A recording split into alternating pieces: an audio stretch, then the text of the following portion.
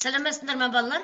Бүгінгі қазақ әдебиет сабағымызды бастаймыз. Қазақ әдебиет сабағынан балалар Шәкәрім Құдайбердіұлының Еңлік кебек дастанын өтеміз. Сендерге мен үйге оқуға берген болатын міне. Бүгінгі сабағымыздың мақсаты қазір мен жерден қосайын.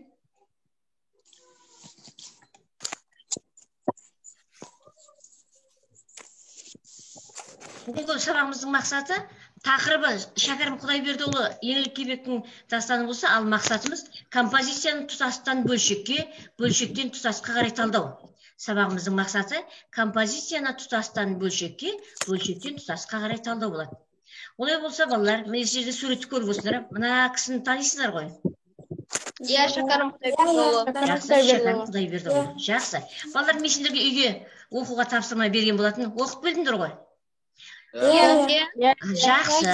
Олай болса, қазір иә жоқ әдісі арқылы сендердің оқығандарыңды тексеріп көрейік. Бірінші сұрақ. Дастан тікелей Абайдың тапсыруымен жазылған ба?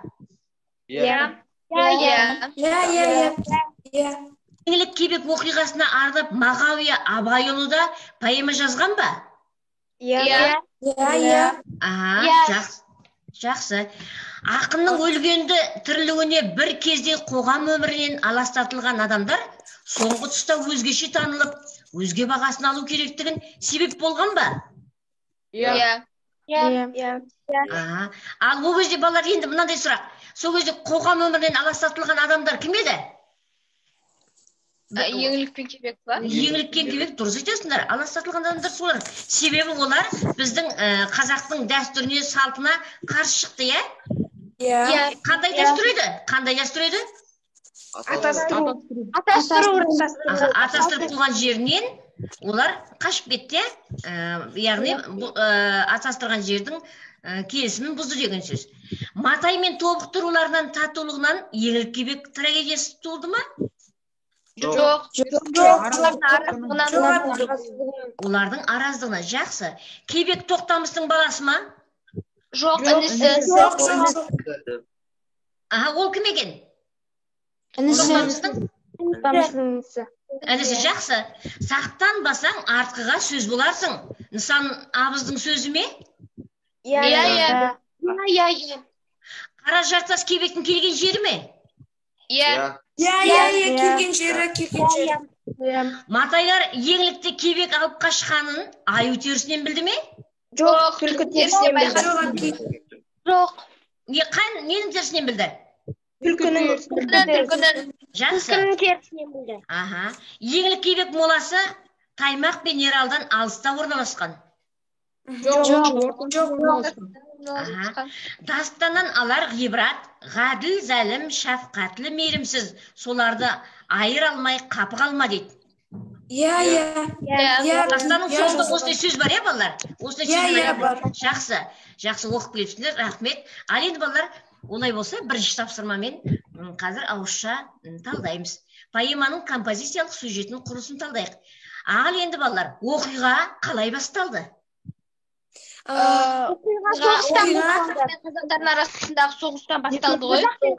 Содан соң кебек Еңліктің үйінде бір күн қонақ болады. Қоя тұр. Еңлік бірінші аңға шығады. Аңға шыққан соң, адасып кеткен соң, қонуға бір ауылға барған кезде... Солай басталды ма бірінші? Жоқ, ол бірінші бақсыға барады. Арайлым айта ғой. Ол бірінші бақсыға барады, сол жерде ол айтады, ей, сен бақсы сен өздерің жын шайтандар не айтса да мен бетіме тіке айт дейді. Содан соң ол бақсы айтады, сен бір қызға жолығасың және өлімің де сол қыздан болады деп айтады. Жақсы, осылай басталады, Жақсы. Оқиғаның дамуы енді қалай дамиды? Оқиғаның дамуы кебек бір жолда адасып кетіп, үйіне тап болады. Еңліктің үйіне тап болады. Сосын ол үйде қонақ болып, бір күн бойы сол үйде қонақ болып. Түнеп танысады. Сол жерде кіммен танысады? Кебекпен. Жақсы. Еңлік кебекпен танысады сол жерде. Ал оқиғаның шиеленісуі? Бірге қашып кетеді. Иә, Иә. бір жасқа бірге қашып кетеді.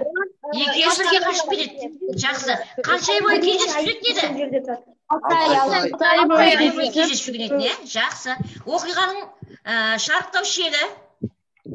Олар рубасылары іздеп өлім жазасына кеседі. Басылар, иә. Оларды өлім жазасына кеседі. Шарықтау шегі қай жер болды балалар? Өлім Бұл ақсақалдары бір күнге келеді. Оларды өлімге Аха. Оларды өлімге келіседі, иә? Яғни жаза тағайындайды екі жақтың ақсақалдары, иә? Ал оқиғаның шешімі немен аяқталады балалар? 2 жастың өлуімен анау кішкентай бала шырқырап қалған. Аха, жақсы. Балалар, олай болса біз қазір екінші тапсырмамен жазбаша түрде болады, балалар.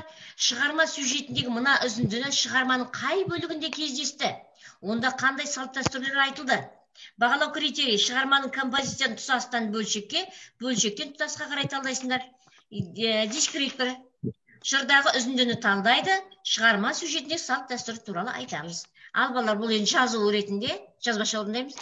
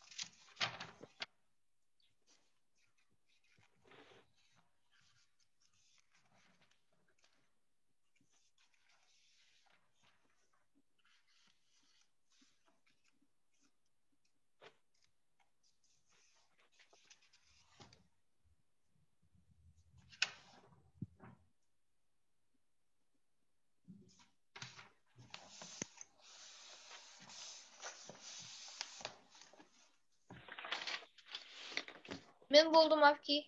Болдым апки. Аха, жақсы. Ал оқи ғой. Мен оқиын. Оқы. Түсіндірме. Бұл жерде бұрынғының салты кішкентай кезінен балаларды атастыру салты. Және бұл жерде еңлік атастырған жігітін суреттейді. Еңлік ол жігіт өзіне тең емес екенін айтады. Аха. Кім? Айзере, сен мына жерде қара. Мына үзінді шығарманың қай бөлігінде айтылады дейді? Қай жерінде айтылатын еді? Қай кезде айтылған? Апке бас жағында қарай айтылған. Кеңеліктің үйіне қонуға келгенде ма? Иә. Еңлік пен кебек бірге сөйлесіп жатқан уақытта. Жақсы, ал Жұлдыз сен оқи ғой. Мен оқиын сапки. Еңліктің атастырып қойған жігіті бар, бірақ еңлік оны жақтыртпайды, ұнатпайтыны білінеді. Салт дәстүр балаларды жас кезінен атастырып қою. Қазақтың салт дәстүрінде осындай бар еді, не? Аха, Жарқынбек Арайлым. Мен оқиш. Оқи. Бұл жерде түсіндірме, бұл жолдарында еңлік кебекке өзінің атастырып қойған жігітін сипаттайды. Оның бойы қортық екенін, жалқау, әрі бет-аузының бәрі сақал-мұрт, әжім екенін айтады. Бұл жерде салт дәстүр қыз айттыру. Аха, үзіндінің қай бөлігінде? жаңа бағанағы еңлік пен кебек бір-біріне мұңдарын айтып отырады ғой. Танысқан Танысқан кезде кезде. Жақсы. Райс, сен оқып жібер. бұл атастыру салты кішкентай балаларды ата-аналары бірін-бірін құда деп айтады. Бұлар кішкентай күннен бірін-біріне атастырып қояды. Жақсы.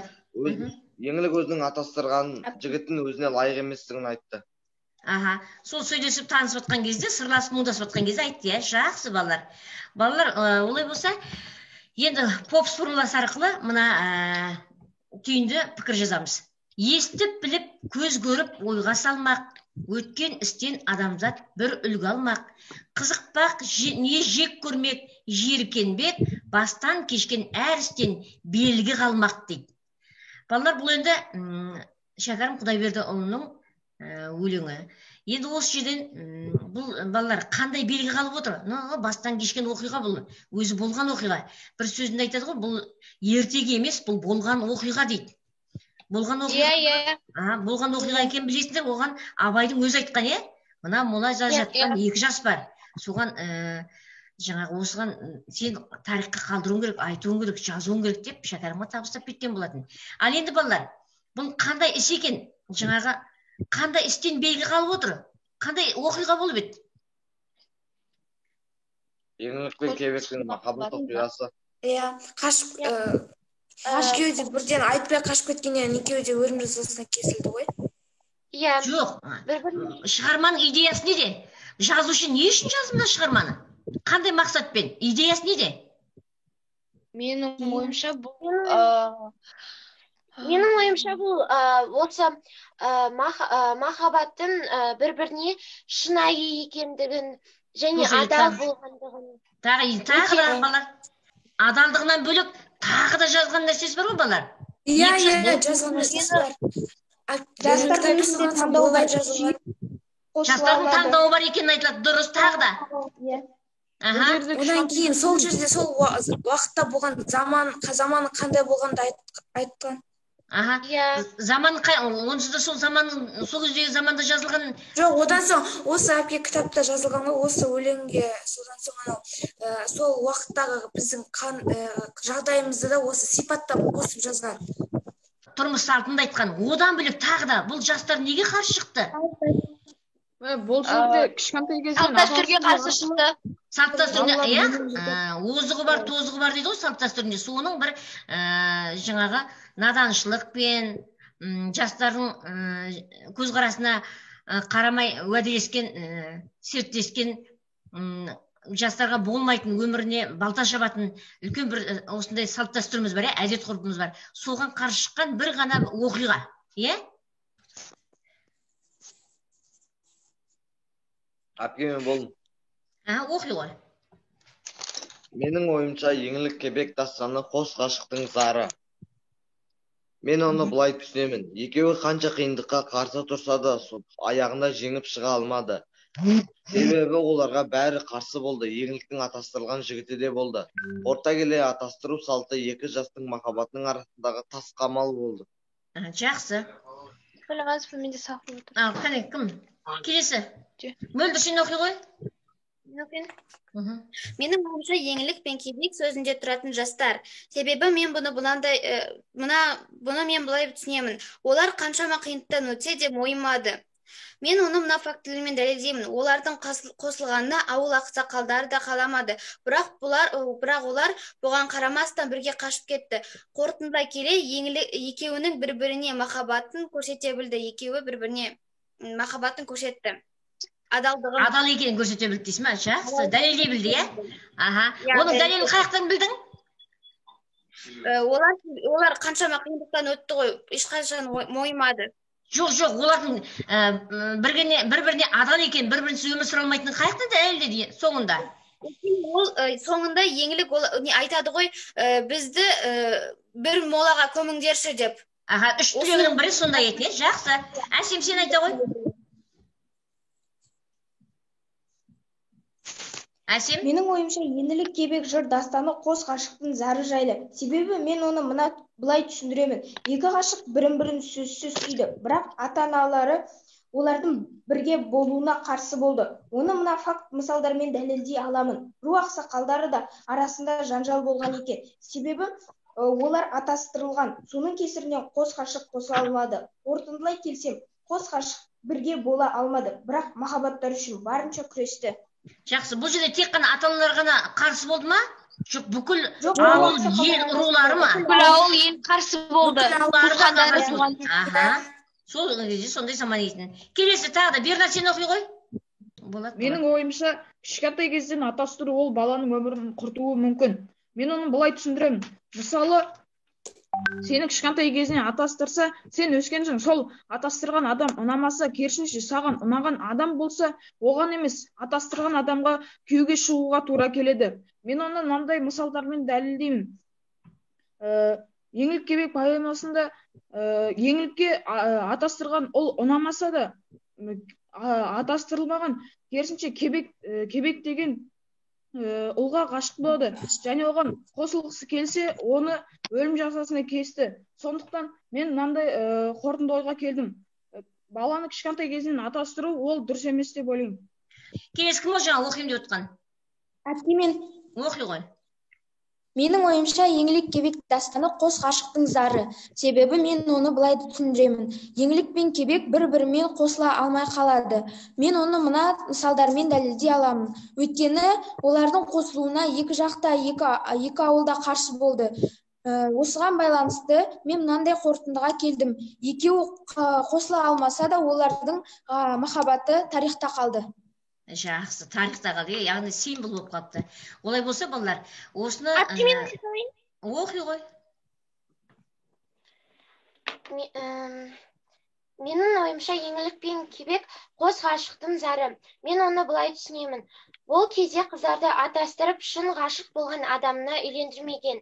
Мен оны мынандай фактілермен дәлелдеймін. Еңлік пен кебек олардың ата-анасы қарсы болса да, бірге болу үшін бәріне барды. Осыған байланысты мен мынандай қорытындыға келдім. Салт-дәстүр кейбір ғашықтардың махаббатына балта шабады. Қандай соңғы сөйлемді оқыш? Қорытынды. Салт-дәстүр кейбір ғашықтардың махаббатына балта шабады. Кейбір салт-дәстүрлердің десең болатын еді. Я? Қазақтың ескі салт-дәстүрінің дәстүрлері жастардың болашағына балта шабады деп аяқтауым керек. Жақсы. Олай болса, балалар, бүгінгі сабағымызды Мұхтар Әуезовтің мына сөзімен аяқтағым келіп отыр. Мұхтар Әуезовтің Абай жолы эпопеясында қасындағы жас өнерпаздарға, шәкірттеріне Абай осы жалғыз мола осынау елсіз жотаға пайда болғалы міне 100 рет жадырап жаз, кірбең тартқан күз келіпті. Сол бір ықылымнан бергі көп буындар тіршілігінен үнсіз куәсі осы мола. Бұл мола ішіне ауыр сыр бүккен мола. Мұнда жатқан бір қыз, бір жігіт. Жігіт кебек, қызы еңлік аталушы еді. Деп сол оқиғаны әңгімелей келіп, жас ақын інілеріне осыны жыр етіп жазу тапсырады. Міне, осылай Абай ағасының тапсыруымен дүниеге келген еңлік кебек дастаны бүгінде жастардың сүйіп оқитын шығармасы ғашықтарға қойылған мәңгілік ескерткішіндей екен. Балалар, олай болса сабағымызды аяқтаймыз. Қатысқандарыңызға рахмет.